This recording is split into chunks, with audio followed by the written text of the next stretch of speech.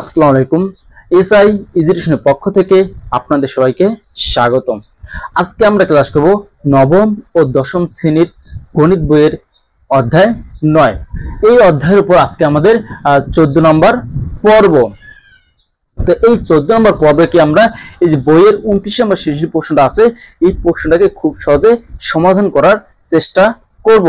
আর আমার চ্যানেলে যারা নতুন তারা অবশ্যই আমার ইউটিউব চ্যানেল সাবস্ক্রাইব করে পাশে থাকবেন, এবং যে ফেসবুক পেজ থেকে দেখবেন তারা অবশ্যই আমার ফেসবুক পেজে ফলো দিয়ে পাশে থাকবেন। আর অবশ্যই ভিডিওটা শেয়ার করে দিবেন যেন অন্যরাও শিখতে পারে। এখন আমরা আজকের ক্লাসটা শুরু করব। তো দেখো বলছে কি আমাদের প্রদত্ত চিত্রের আলোকে এ বি সি একটা সমকোণী ত্রিভুজ দেওয়া আছে। এই কোণটার মান দেওয়া আছে আমাদের x প্লাস ওয়াই, আর এই কোণটার মান দেওয়া আছে x minus Y, R A B এটার মান দেওয়া আছে 1, আর বি সি মান দেওয়া আছে √3। তো এই চিত্রের আলোকে আমাদের কি করতে হবে, ক খ গ এই তিনটা প্রশ্নের উত্তর আমাদের বের করতে হবে। তো দেখো আমরা কিভাবে এই তিনটা প্রশ্নের উত্তর বের করব। তো ক নম্বর প্রশ্ন আমাদের বলছে কি এসি এর পরিমাণ কত। এই যে এ আর সি এর পরিমাণ কত। দেখো আমরা এবি কে লম্ব ধরতে পারি, বিসি কে কি ভূমি বলতে পারবো, আর এসি মানে কি অতিভুজ। তো অতিভুজের মান কিভাবে বের করব দেখো। ক নম্বর প্রশ্ন কি সমাধান। ক নম্বর প্রশ্নের সমাধান আমরা লিখব কি দেওয়া আছে, দেওয়া আছে এ বি ইকুয়াল হচ্ছে কি 1, বি সি ইকুয়াল হচ্ছে √3, এ সি ইকুয়াল কি হট, মানে এসে আমরা বের করব। তো এখন আমরা লিখবো কিভাবে পরীক্ষা দেখা যাবে। ত্রিভুজ এ বি সি এ পিথাগোরাসের উপর প্রয়োগ করবাই, পিথাগোরাসের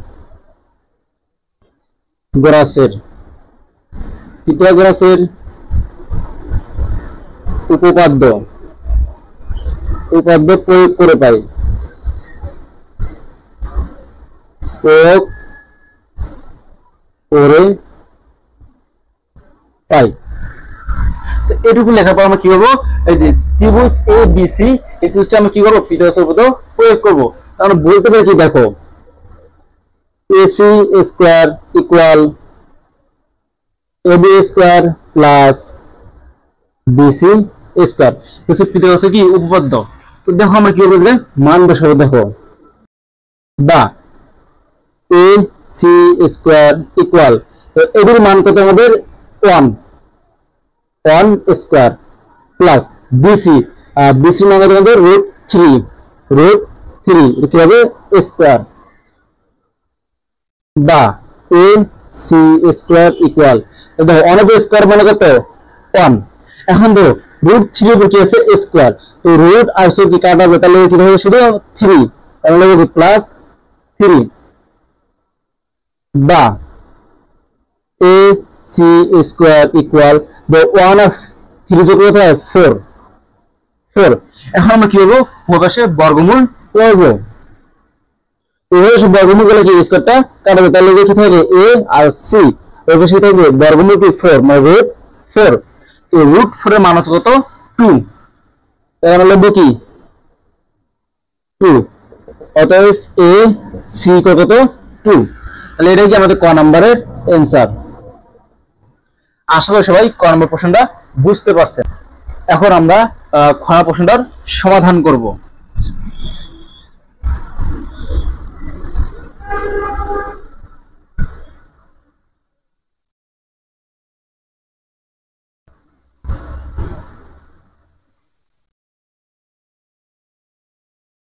দেখো খ নম্বর প্রশ্ন আমাদের কি বলছে, দেখো খ নম্বর প্রশ্ন বলছে কি 10a প্লাস 10c এর মান নির্ণয় করো। তো এই চিত্র আলোকে আমরা কি খ নম্বর প্রশ্নটা খুব সহজে সমাধান করার চেষ্টা করব। দেখো খ নম্বর প্রশ্ন বইয়ের লেখবিটি প্রথমে দেওয়া আছে, দেওয়া আছে A B equal 1, B C equal √3। তাহলে এখন দেখো এবার বলছি কি আমাদের 10a আর 10c। আমরা 10 সমান কি জানি, লম্ব বাই কি ভূমি। লম্ব আর ভূমির মান থেকে কি আমরা 10 এর মানটা বের করতে পারবো। তাহলে দেখো আমরা কি বলতে পারি, বলছে মান নির্ণয় করতে। তাহলে লিখবো কি আমরা প্রদত্ত রাশি, প্রদত্ত রাশি equal 10a plus 10c equal. তাহলে এখন তো আমরা মানগুলো কিভাবে বসাবো। বলছে 10a, তাহলে এই কোণের সাপেক্ষে, তো যে কোণটা সাপেক্ষে বলবো আমরা কি, এই কোণটা সাপেক্ষে লম্ব হবে কি হবে, বিসি হবে লম্ব। অবশ্যই মনে রাখবে কোণ বরাবর যে রেখাটা থাকে সেটা কি হবে, আমাদের লম্ব হবে। তো এই কোণের সাপেক্ষে, এই কোণটা সাপেক্ষে আমাদের লম্ব কি হবে, বি সি, আর সি কোণটা সাপেক্ষে লম্ব হবে কি, এ বি। তাহলে আমরা লিখব কি, লম্ব বিসি, লম্ব বাই কি ভূমি, ভূমি হবে আমাদের এ আর বি, এ বি প্লাস, তাহলে এখন তো আমরা কি 10c, তাহলে এই কোণের সাপেক্ষে আমাদের লম্ব কি হবে, এ বি, আর ভূমি কি আমাদের বি সি। তাহলে ধরো এই সি কোণের সাপেক্ষে লম্ব কি হবে, এ বি, আমরা লিখব কি এ বি ডিভাইডেড ভূমি কি আমাদের B C, B C equal. এখন আমরা মান বসাবো, বিসি, বিসি মান কত আমাদের √3, আর এবি মান কত হচ্ছে 1 প্লাস, আর এবি মান কত 1 ডিভাইডেড বিসি মান কত √3 ইকুয়াল। দেখো এখন আমাদের কি করতে হবে, এই জায়গায় লসাগু প্রয়োগ করতে হবে। তো দেখো আমরা লসাগু কিভাবে প্রয়োগ করব, দেখো এগুলো হর কত 1, আর হর কত √3, তাহলে 1 আর √3 লসাগু করলে কি হয়, √3 হয়। আমরা লিখব কি হয় √3। তারপর দেখো কাজ আমাদের এই প্রত্যেকটা হর দিয়ে ভাগ দিতে হয়। তো 1 দিয়ে আমাদের √3 কে ভাগ দিতে হয়, √3 হয়। √3 আর √3 গুণ করলে কি হয়, শুধু 3 হয়। কিভাবে হয় দেখো, √3 ইনটু √3, দেখো √3 তে আমরা গুণ করলে কি হয়, √3 কি স্কয়ার লেখা যায়। তাহলে রুট আর স্কয়ার কি কাটা যায়, তাই কি লিখতে পারি আমরা 3। তাহলে এই যে আমরা কি লিখবো 3 প্লাস, এখন দেখো √3 দিয়ে যদি আমরা √3 কে ভাগ দিই, তাহলে কত হচ্ছে 1, 1 আর 1 গুণ করলে কত হয়, 1 হয়, 1। তাহলে লিখতে পারি কি, এটা 3 আর 1 যোগ করলে কত হয় 4, 4 বাই কি √3। তাহলে এটা কি আমাদের অ্যানসার। আশা করি সবাই ঘন প্রশ্নটা বুঝতে পারছেন। এখন আমরা কি করব, গ নম্বর প্রশ্নটার সমাধান করব।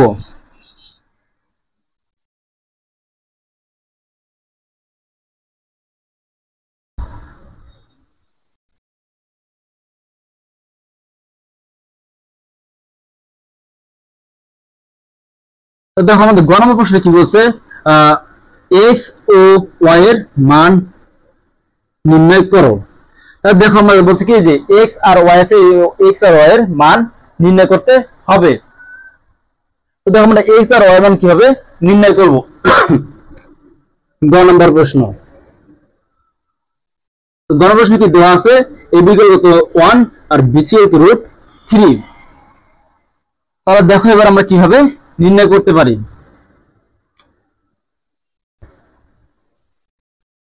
আমরা লিখি, সুতরাং আমরা 10 ইকুয়াল, তো দেখো এই 10 এর সমান কি লিখতে পারি, দেখো এই কোণের সাপেক্ষে আমাদের লম্ব কি হবে বি সি, আর ভূমি হবে এ বি। আর 10 এর সমান লিখতে পারি কি আমরা এ বিসি বাই কি এ বি। দেখো আবার বলি, আমরা কোন কোণের সাপেক্ষে কাজ করতেছি, এ কোণের সাপেক্ষে। তো 10a লিখছি, তো এই যে এ কোণের সাপেক্ষে আমাদের লম্ব কি হবে বি সি, আর ভূমি কি হবে এ বি। তো 10 এর সমান লিখছি বিসি মানে লম্ব বাই কি ভূমি এ বি। তাহলে এখন আমরা কি করব, মান বসাবো। দেখো বা 10। তো এই যে এই কোণটার মান কত আমাদের x প্লাস y, এর জায়গায় আমরা কি করব x প্লাস y লিখব ইকুয়াল bc মান কত আমাদের √3 আর এর মান আছে তো 1 বা 10x প্লাস y ইকুয়াল, তো দেখো এই যে কি √3 নিচে গেছে 1 মানে কি √3 এই জায়গায় আছে, তো নিচের অনেক কোনো মূল্য নাই। তো এখন আমরা কি জানি দেখো 10 60 ডিগ্রি মান জানি কি আমরা √3, এই মানগুলো অবশ্যই আমাদের মুখস্থ থাকতে হবে আর কি ক্যালকুলেটরের মাধ্যমে বের করতে হবে।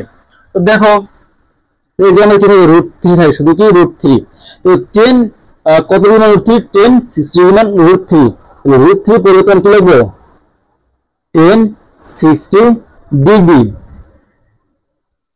বা এইভাবে সেই 10 বাইরে তার মানে লিখতে পারি x plus y equal 60 degree.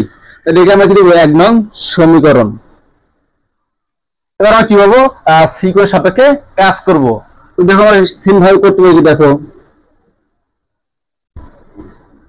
10c equal এই কোণের সাপেক্ষে আমাদের লম্ব কি ab আর ভূমি কি bc, লম্ব কি আমাদের a b আর ভূমি হচ্ছে কি bc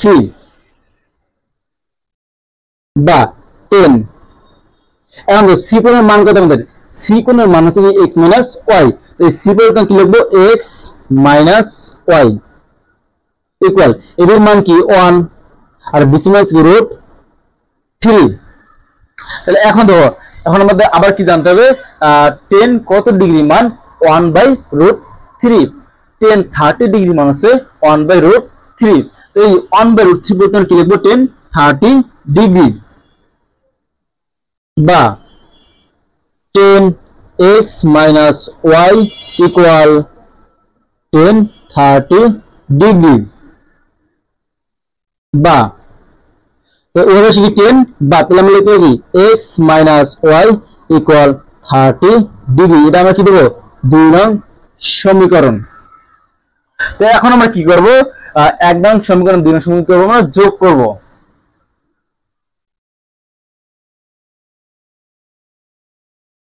তাহলে আমরা যোগ করব 1 নং যোগ 2 নং সমীকরণ। তাহলে দেখো 1 নং আর 2 নং সমীকরণ যোগ করলে কি হয়, দেখো 1 নং সমীকরণ কি আছে আমাদের x plus y equal 60 degree, 2 নং সমীকরণ আছে আমাদের কি x minus y equal 30 degree. তাহলে যোগ করে দিলে কি প্লাস y মানে কি কাটা যায়, তাহলে এই কি x plus x plus x, তাহলে কি দুইটা x মানে 2x ইকুয়াল, এগুলো আমরা যোগ করতে গেলে কত হয় 90 ডিগ্রি বা 2 এর সাথে x এর কি আছে x এর সাথে একটু গুণাকার আছে, তাহলে কি বাম পাশে 2 এর সাথে দেখো x এর সাথে 2 টা কি গুণাকার আছে, বাম পাশে যদি আমরা ডান পাশে কি হবে এটা ভাগ হবে, তাহলে x ইকুয়াল আমরা কি লিখতে পারি কি 90 ডিগ্রি ডিভাইডেড 2, অতএব x সুতরাং x অতএব x ইকুয়াল কি 90 ডিগ্রি আমরা 2 দিয়ে ভাগ করতে হবে 45 ডিগ্রি। দেখো আমরা x এর মান কত পেলাম 45 ডিগ্রি, এই x এর মানটা কি 1 নং সমীকরণ অথবা 2 নং সমীকরণে বসিয়ে দিলে কি আমরা y এর মানটা পাবো। তাহলে এখন তো আমরা কি করব 1 নং সমীকরণে কি আমরা x এর মানটা বসিয়ে দিই পাই। 1 নং সমীকরণে x ইকুয়াল 45 ডিগ্রি বসিয়ে পাই। তো দেখো আমরা 1 নং সমীকরণে কি আছে আমাদের x প্লাস কি x plus y equal 60 degree বা x এর মান কত 45 degree plus y equal 60 degree বা y ইকুয়াল 60 ডিগ্রি। তো 45 ডিগ্রি কি আকার আছে প্লাস, তাহলে ডান পাশে লিখে মাইনাস 45 ডিগ্রি, তাহলে y ইকুয়াল তো 60 ডিগ্রি আমরা কি 45 বাদ দিলে 15 ডিগ্রি, তাহলে ওয়াই মান কত বললাম আমরা 15 ডিগ্রি। তো দেখো আমরা এক্স এর মান কত পাচ্ছি 45 ডিগ্রি এবং ওয়াই মান কত পেলাম 15 ডিগ্রি। তো এটাই কি আমাদের অঙ্কের অ্যানসার। আমরা লিখব কি নির্ণয় সমাধান বা নির্ণয় মান, নির্ণয় সমাধান x ইকুয়াল 45 ডিগ্রি এবং y ইকুয়াল 15 ডিগ্রি, এটাই কি আমাদের অ্যানসার। তাহলে আশা করি সবাই বুঝতে পারছেন। আর আপনাদের যদি বুঝতে সমস্যা হয় অবশ্যই আমাকে কমেন্ট করে জানাতে হবে। আর অবশ্যই আমার ভিডিওটা শেয়ার করে দিবেন যেন অন্যরাও শিখতে পারে। আর আমার চ্যানেলে যারা নতুন তারা অবশ্যই আমার ইউটিউব চ্যানেলে সাবস্ক্রাইব করে পাশে থাকবেন এবং যারা ফেসবুক পেজে দেখবেন তারা অবশ্যই আমার ফেসবুক পেজে ফলো দিয়ে পাশে থাকবেন। আর আপনাদের যদি কোনো টপিকের উপর আলোচনা করতে হয় অবশ্যই আমাকে কমেন্ট করে জানাতে হবে। ইনশাআল্লাহ আমি সেই টপিকের উপর ভিত্তি করে কি ভিডিও বানাবো। সবাইকে অসংখ্য ধন্যবাদ।